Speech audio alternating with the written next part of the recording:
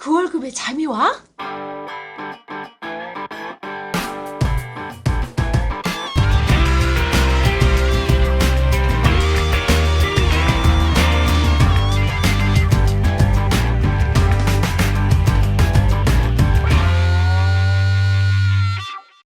그 월급의 잠이와는 월급이 전부인 2천만 월급쟁이들의 불면증을 해소하는 방송입니다. 안녕하세요. 반갑습니다. 그 월급에도 잠이 오게 하는 방송 엠머니 스토리 TV 뭉치 양승민입니다.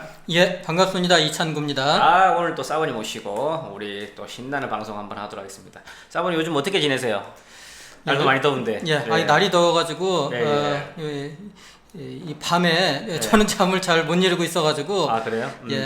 우리 방송이 우리 고객들을 밤에 편안하게 잠을 이루게 하셔야 되는데 네. 날도 덥고 네. 이 마땅한 투자의 그 성과도 이게 제대로 내지 못하고 그러다 보니까 저는 불면의 밤을 지내고 있습니다. 사원님이 불면의 밤을 보낼 정도면 우리 개미들은 죽겠네, 죽어.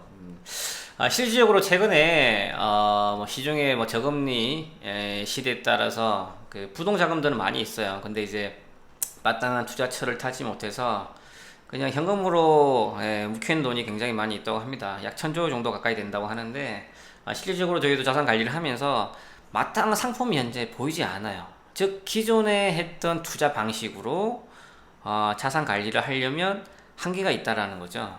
그래서 오늘은 우리 사분을 모시고 그렇지만 그 한계를 극복할 수 있는 다른 대안이 없을까, 그래서 이런 대안 투자 관련돼서 우리가 이제 방송을 한번 진행하려고 합니다. 그래서 오늘 사분님 모시고 관련된 내용 한번 듣도록 하겠습니다. 네. 예, 우리가 살아가면서 문제에 봉착을 하게 되면은 네네. 그 해결 방법을 찾는데 그 해결 방법이 기존의 전통적인 그런 해결 방법으로 도저히 문제를 풀 수 없다. 그렇지. 그러면 우리가 제3의 대안을 찾게 되거든요. 그렇지. 요즘 투자에서도 그렇지 않냐 이런 생각이 좀 이제 드는데요. 맞습니다.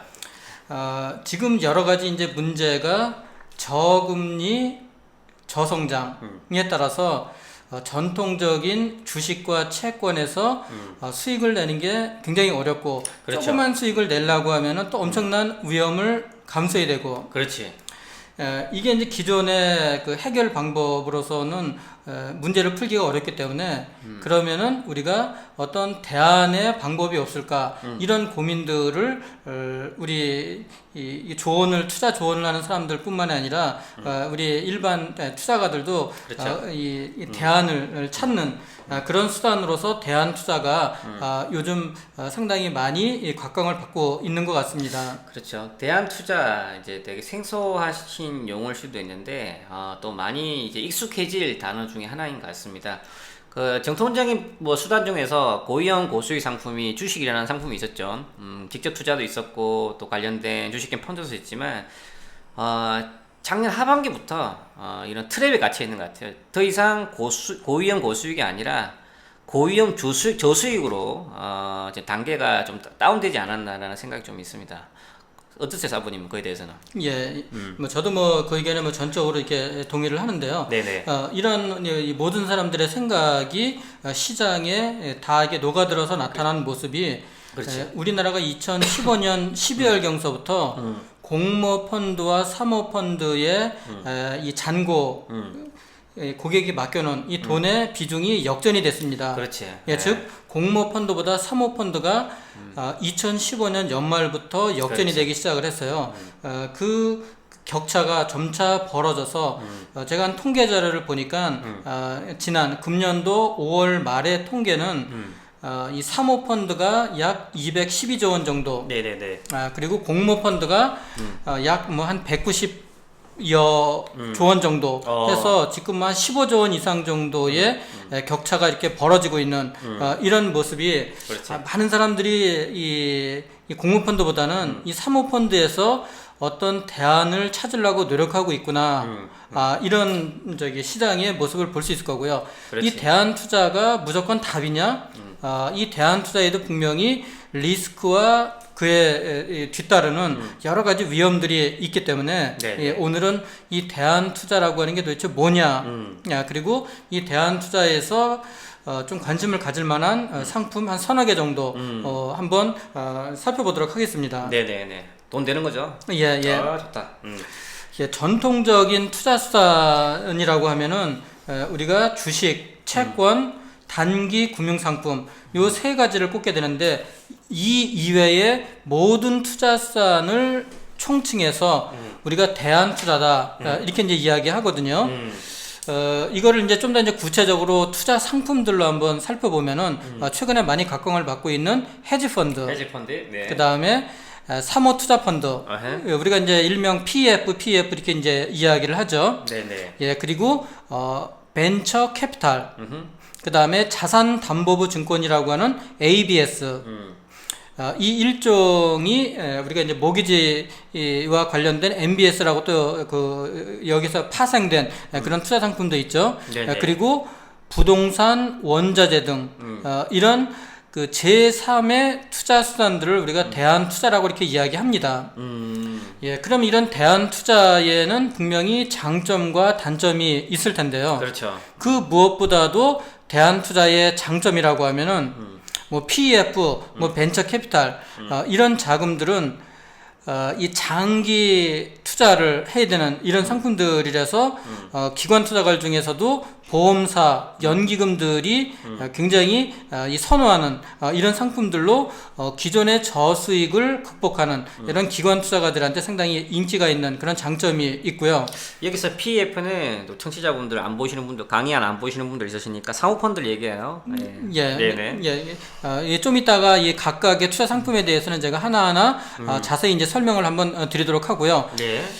그리고 이런 대안 투자의 또 다른 장점은 분산 투자 효과에 있는데요. 그렇지. 이 각각의 헤지 펀드 또는 뭐 PEF, 벤처 캐피탈, 뭐 ABS, 부동산, 원자재 이런 투자 자산들이 전통적인 투자 자산이라고 하는 주식과 채권에 비해서 그 상관계수가 굉장히 낮거든요. 그러니까 기존의 투자 자산하고의 연관관계가 낮기 때문에 여기에 분산 투자를 해줌으로 해서 위험을 상당히 낮출 수 있다라고 하는 큰 장점이 있고요. 네네. 예, 그리고 이런 대안 투자들은 투자의 수단들이 굉장히 다양해졌거든요. 예. 예, 굉장히 다양해졌으니까 이 고객들이 내가 어떤 이 투자 상품에 어떻게 투자하고 싶다라고 하는 다양한 이런 요구들의 맞춤형으로 상품을 구성할 수 있다. 이런 부분들이 최근에 대안 투자로 자금이 많이 쏠리고 있는 그런 이유가 아니겠냐 이렇게 생각이 듭니다. 네네. 그런데 이 대안 투자에는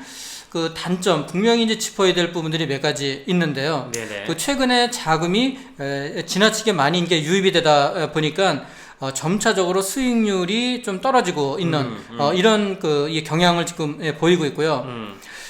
우리나라는 이 아직까지 이런 대안 투자, 뭐 헤지 펀드라든지 PEF라든지 또는 뭐 벤처 캐피탈 이런 이 전문적인 그런 투자의 그런 경험과 지식이 요구되는 이런 전문 인력들이 아직은 상당히 좀 부족하거든요. 그렇죠. 예, 그래서 예. 무늬만 헤지 펀드고 무늬만 PEF인 이런 펀드들이 최근에 시중에 인기에 영합을 해서 그렇죠. 많이 양산되고 있다.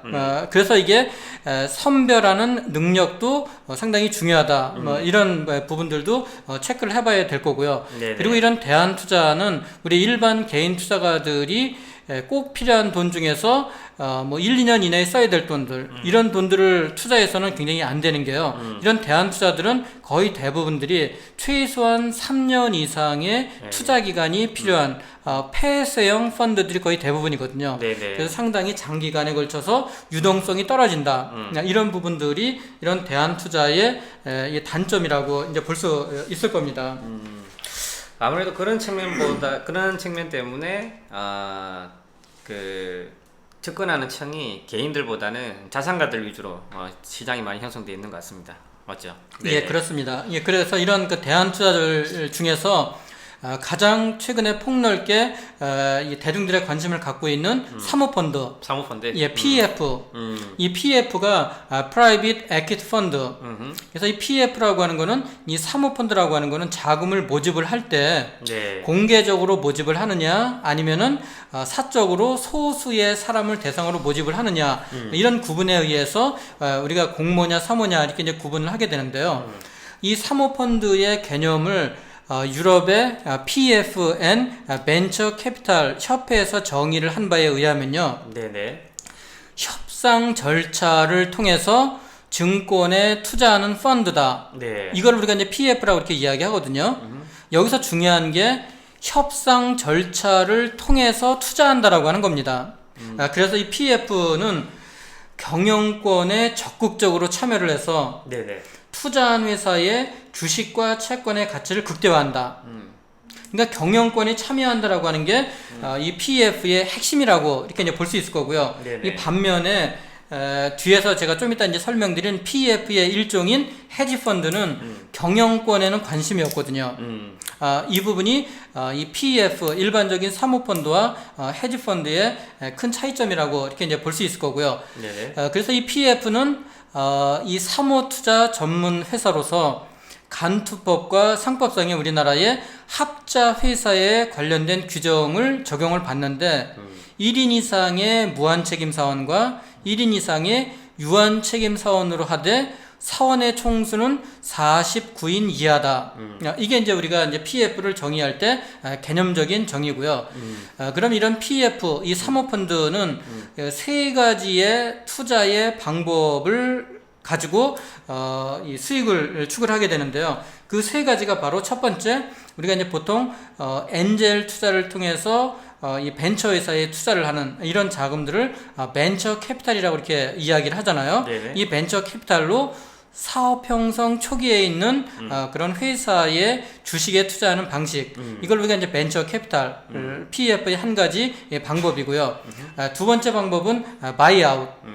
기존 회사의 주식을 인수해서 주주를 바꿔버리는 이런 투자 방식, 이게 이제 바이아웃 투자 방식이고요. 그 다음에 메자닌 캐피탈 전략. 이거는 이 메자닌 캐피탈이라고 하는 게 주식과 채권의 성질을 다 가지고 있는 그런 자산을 우리가 메자닌 캐피탈이라고 이렇게 네네. 이야기하잖아요. 네네. 그래서 뭐 전환사채, 신주 인수권부 사채, 뭐 후순위채, 상환 전환 우선주 뭐 이런데 투자를 해서 채권으로서의 안정적인 이자와 주식으로 전환해서 양도 차익을 추구하는 이런 세 가지 전략을 이 PF, 이 사모펀드에서는 세 가지 전략을 같이 쓰기도 하고, 뭐 경우에 따라서는 한 가지 내지 두 가지의 전략을 추구하는 이런 펀드를 우리가 PF다 이렇게 이제 이야기합니다. 2천만 월급쟁이들의 금융호구 탈출을 위한 그월잠 프로젝트 머니스토리 TV 홈페이지에서 확인하세요. 예, 이런 PF에는 어떤 장점이 있느냐?